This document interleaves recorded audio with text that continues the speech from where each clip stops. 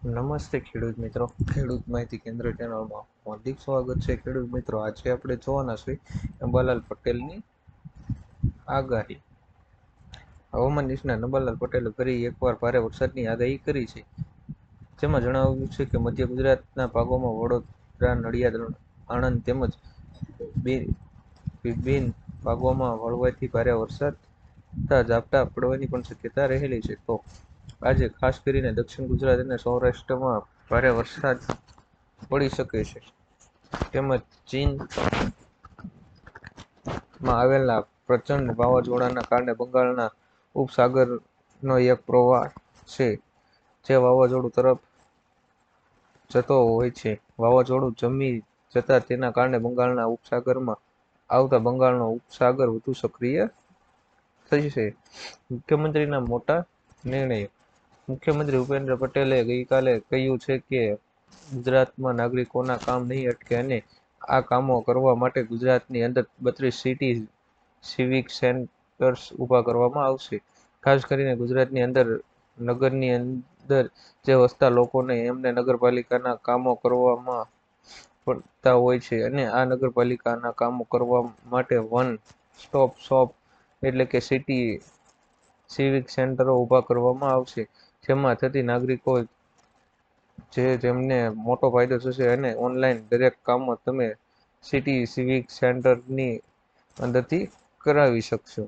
મુખ્યમંત્રીના મોટા નિર્ણય. ગુજરાત સરકાર રાજ્યની સરકારી શાળાઓમાં અભ્યાસ કરતા વિદ્યાર્થીઓ માટે ફ્રી સાયકલ યોજના 2024ની જાહેરાત કરી છે. આ યોજનાનો મુખ્ય હેતુ એ છે કે વિદ્યાર્થીઓને શાળાએ આવવા જવા માટે સરળતા અને સુવિધા મળી રહે. જ્યારે યોજનાનો લાભ ગુજરાતની સરકારી શાળાઓમાં ધોરણ 9 થી 12માં અભ્યાસ કરતા વિદ્યાર્થીઓને મળશે. આ યોજના અંતર્ગત વિદ્યાર્થીઓને સારી ગુણવત્તાવાળી, મજબૂત અને ટકાઉ સાયકલ આપવામાં આવશે. મુખ્યમંત્રીના મોટા નિર્ણયો. 54 નગરપાલિકાઓને અગ્નિ શમશાન સાધનો અને વાહનોની ખરીદી માટે સરકાર દ્વારા 63 કરોડ રૂપિયાની કરી ફાળવણી કરવામાં આવી છે.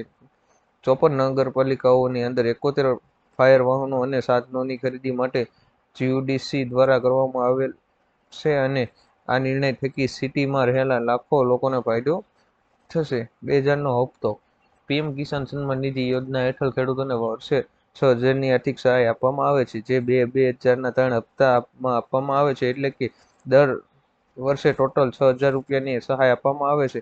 જે મુજબ 2000નો 17મો હપ્તો 18 જૂન 2024ના રોજ ખેડૂતોના બેંક ખાતામાં મોકલવામાં આવ્યો છે.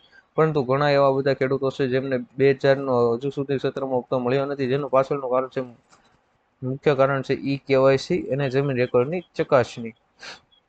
દેવા માફી અંગે જાહેરાત. ગુજરાતના ખેડૂતોને માથે 1 લાખ કરોડ રૂપિયાનું દેવું છે. ગુજરાત આખા દેશમાં 9મા ક્રમે આવે છે. જો રાજ્યની વાત કરીએ તો ગુજરાતમાં 47.51 લાખ ખેડૂતોએ કૃષિ લોન લીધી છે, જે 1 લાખ કરોડ રૂપિયાથી વધુ છે. સૌથી વધુ દેવું રાજસ્થાનના ખેડૂતો પર છે. આંકડા મુજબ 99.97 લાખ ખેડૂતોએ બેંકો પાસેથી લોન લીધી છે. આ લોનની રકમ 1.47 લાખ કરોડ રૂપિયાથી વધુ છે. તાજેતરમાં નાણાં મંત્રાલયે કૃષિ પર લોન પર પૂછવામાં આવેલા પ્રશ્નોના જવાબમાં આ તમામ વિગતો જાહેર કરી હતી. 14 તારીખ પહેલા કરી લ્યો આ કામ. ફ્રીમાં આધાર અપડેટ કરવાની મર્યાદા પૂર્ણ થવા જઈ રહી છે. આવી સ્થિતિમાં જો તમે યુઆઈડી ની આ સુવિધાનો લાભ લેવા માંગો છો તો આ કામ જલ્દી પતાવી લ્યો.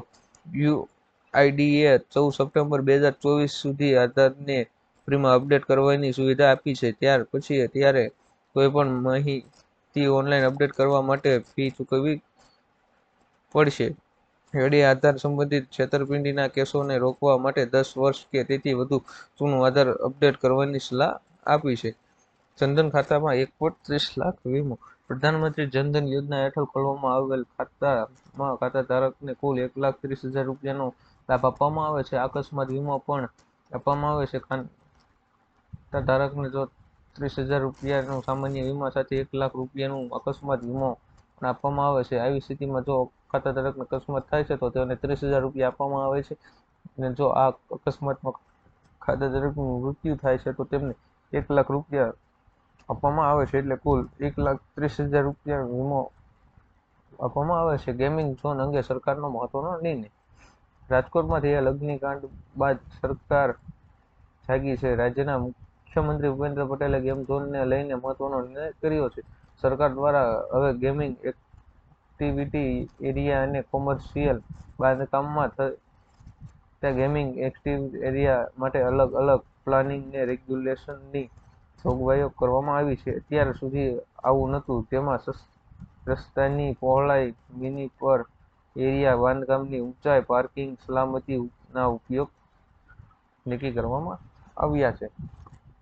આજના સૌથી મોટા ખેડૂત સમાચાર. રાજકોટ માર્કેટ યાર્ડમાં કપાસ, ઘઉં, તુવેર, અડદ, મગફળી, સોયાબીન, ધાણા તેમજ ઘણા બધા પાકોની આવક થઈ રહી છે. જેમાં કપાસના ભાવ વિશે વાત કરવામાં આવે તો ખેડૂતોને આજે કપાસના ભાવ બીટીના બજારના ભાવ 1250 થી લઈને 1712 રૂપિયા સુધીના બોલાયા હતા. જ્યારે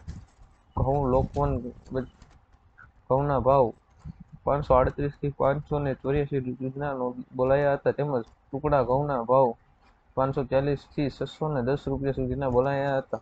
ખેડૂત મિત્રો, અવનવા વિડીયો જોવા માટે અમારી ચેનલ ખેડૂત માહિતી કેન્દ્ર ચેનલને સબસ્ક્રાઇબ કરો, શેર કરો અને લાઈક કરો કે આપ સુધી અમારા અવનવા વિડીયો પહોંચતા રહે.